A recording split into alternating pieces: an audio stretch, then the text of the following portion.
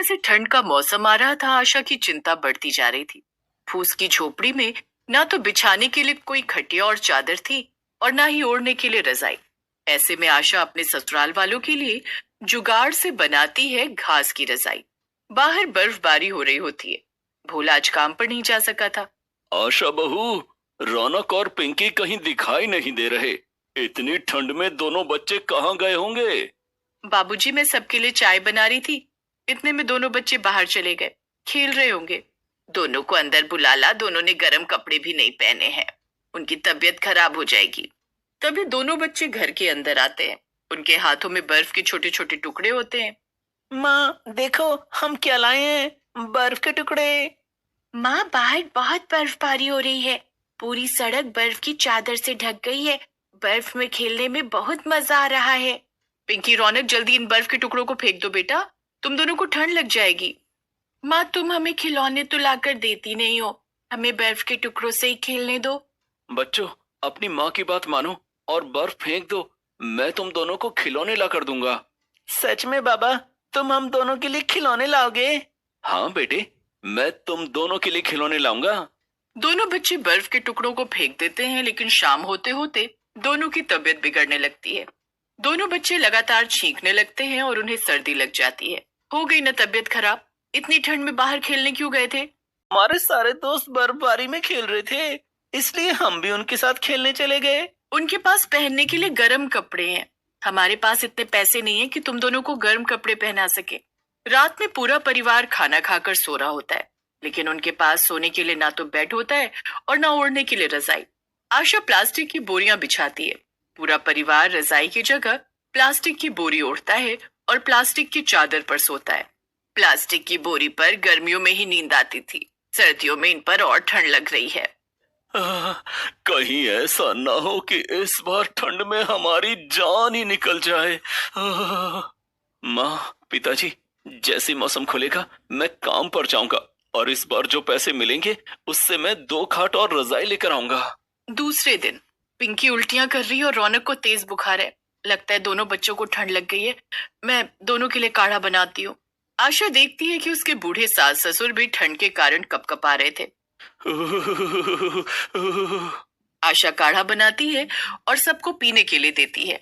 काढ़ा पीने के बाद माधव और सांची को थोड़ी राहत मिलती है, लेकिन बच्चों पर काढ़े का कोई असर नहीं होता है। उनकी तबीयत और बिगड़ जाती है। पिंकी को भी तेज बुखार आ जाता है, जिस कारण वो चक्कर खाकर बेहोश हो जाती है। आशा, मैं पिंकी को लेकर अस्पताल जा रहा हूँ। तुम रौनक को लेकर मेरे साथ आओ। भोला और आशा दोनों बच्चों को लेकर सरकारी अस्पताल में जाते हैं, जहां डॉक्टर उन्हें इमरजेंसी में भर्ती कर लेता है। हे भगवान, मेरे बच्चों की रक्षा करना। ये सब हमारी गरीबी के कारण हो रहा है। ठंड के मौसम में ना हम अपने परिवार को पहनने के लिए गर्म कपड़े दे सकते हैं, ना ओढ़ने के लिए रजाई।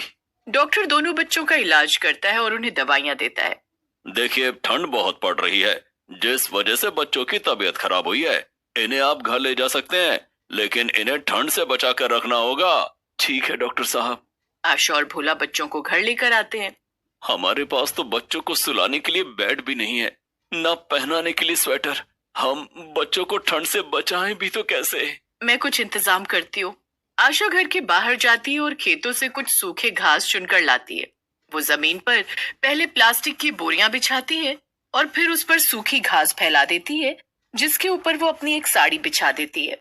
इस तरह वो सबके लिए बिस्तर बनाती है, जिसके बाद वो बच्चों को घास के बिस्तर पर सुला देती है। लेकिन ओढ़ने के लिए उनके पास अब भी प्लास्टिक की बोरियों के अलावा और कुछ नहीं था। बहू, तूने तो जुगाड़ से बिस्तर बना दिया। अब इसी तरह जुगाड़ से रजाई भी बना देती तो हमारी ठंड अच्छे से कट जाती। अगले दिन मौसम साफ हो जाता है। बर्फबारी भी नहीं हो रही थी। आज मौसम अच्छा है, लगता है आज काम मिल जाएगा। आशा, मैं काम की तलाश में जा रहा हूँ। ठीक है, लेकिन आप अपना ध्यान रखना। ठंड के दिनों में मौसम खुलने के बाद तेज बर्फीली हवाएं चलने लगती हैं। कहीं आपकी तबीयत ना खराब हो जाए। तुम चिंता मत करो, मुझे कुछ नहीं होगा। भोला काम की तलाश में निकलता है और उसे काम मिल भी जाता है। दिन भर कड़ी मेहनत से काम करने के बाद शाम को भोला को 500 रुपए मिलते हैं। वो पैसे आशा को दे देता है। आज मुझे 500 रुपए मिले हैं, इन्हें संभाल कर रख देना। न जाने कल का मौसम कैसा हो, मुझे काम मिले या ना मिले। ये पैसे रहेंगे तो कुछ दिन हमारे खाने पीने का इंतजाम हो जाएगा। रौनक के बाबा, आप चिंता मत कीजिए, मैं इन पैसों को संभाल कर रखूंगी। आशा उन पैसों को रसोई में राशन के डिब्बों में रख देती है। दूसरे दिन मौसम फिर खराब हो जाता है। बाहर बहुत तेज बर्फीली हवाएं चलने लगती हैं, लेकिन पैसों की जरूरत की वजह से भोला काम की तलाश में निकल जाता है। भोला के जाने के बाद आशा घर के सारे काम खत्म कर लेती है। फिर वो सोचती है, क्यों ना मैं भी कुछ काम कर लूं, थोड़े पैसे आ जाएंगे तो माँ पिताजी और बच्चों के लिए रजाई आ जाएगी। आशा भी काम की तलाश में निकल जाती है। वो घूम घूम कर लोगों से काम मांगती है। मालकिन, क्या आपके घर में कुछ काम होगा? मुझे काम की बहुत जरूरत है। मेरे बच्चे और बूढ़े सास ससुर ठंड के कारण बीमार हैं। काम करके कुछ पैसे मिल जाएंगे तो मैं उनके लिए गर्म कपड़े ले लूंगी। आशा की किस्मत अच्छी थी कि वो एक नेक दिल महिला से मिली थी। उस अमीर महिला का नाम शालिनी था। मेरी सासू माँ की कमर और घुटनों में तेल की मालिश कर दो। मेरे हाथों में चोट लगी है, वरना मैं ही कर देती। मैं तो किसी की तलाश कर रही थी जो मेरी माँ समान सासू माँ के पैर और घुटनों में तेल की मालिश कर दे। ठंड के दिनों में उनके घुटनों और कमर में बहुत तकलीफ रहती है। मालकिन, मैं अभी कर देती हूँ, आप मुझे उनके पास ले चलिए। शालिनी आशा को अपनी सास के पास ले जाती है और आशा उन्हें तेल मालिश करती है, जिससे शालिनी की सास को बहुत आराम मिलता है। शालिनी आशा को बदले में 200 रुपए देती है और साथ में कुछ गर्म कपड़े भी। मेरे पास कुछ गर्म कपड़े हैं, ये तुम रख लो और तुम्हारे परिवार के काम आएंगे। आशा देखती है कि उनमें 3 स्वेटर और एक शॉल था। आपका बहुत बहुत धन्यवाद मालकिन। आप नहीं जानते कि आपने मेरी कितनी बड़ी मदद की है। इंसान ही इंसान के काम आता है, जैसे आज तुम मेरे काम आई। आशा पैसे और गर्म कपड़े लेकर घर आ जाती है।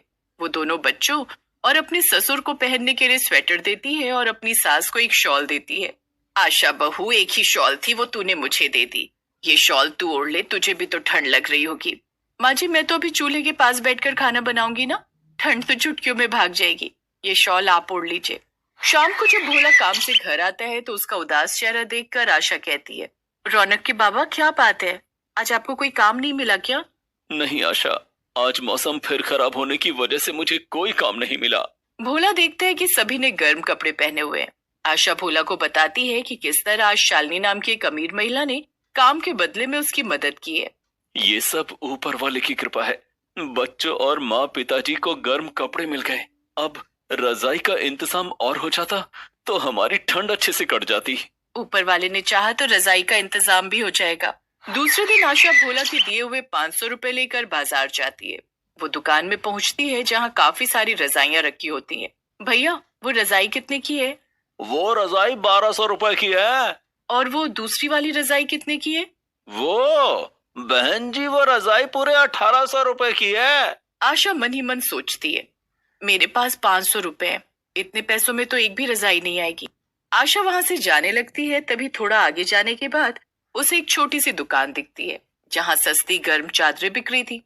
वो 500 रुपए में 2 गर्म चादरें खरीद कर घर ले आती है। उसके बाद वो खेतों के आसपास से ढेर सारी घास तोड़ कर लाती है। बहू, तो इन घासों का क्या करेगी? माँ जी, इनसे मैं रजाई बनाऊंगी। घास की रजाई? हाँ माँ जी, हमारे पास इतने पैसे तो है नहीं कि हम अमीरों की तरह महंगी रजाई खरीद सके, इसलिए मैं जुगाड़ से घास की रजाई बनाऊंगी। इसके बाद आशा बाजार से लाई गर्म चादर में घास भरकर दोनों चादरों को सुई धागे से सिल देती है और इस तरह जुगाड़ से वो घास की रजाई बनाकर तैयार कर देती है।